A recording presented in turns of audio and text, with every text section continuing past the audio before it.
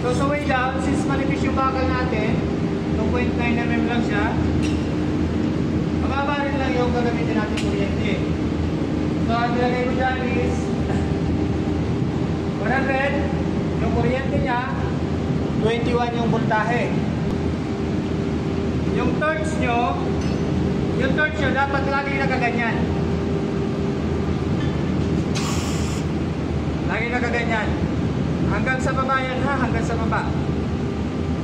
Kapag naiganyan nyo yan, mauuna yung tunaw. Mapangit yung pin niya. Lagi nakaganyan yung angle ha. Tingnan nyo. Ganyan. O, pahila. Huwag nyo i-wave. Diretso lang.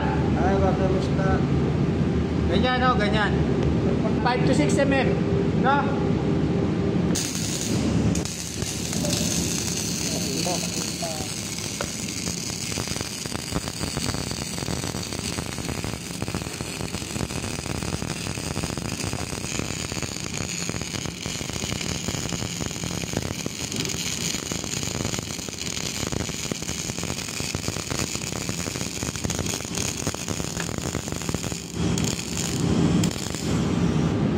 So ganyan niya, ganyan lang yung ano no, yung bead.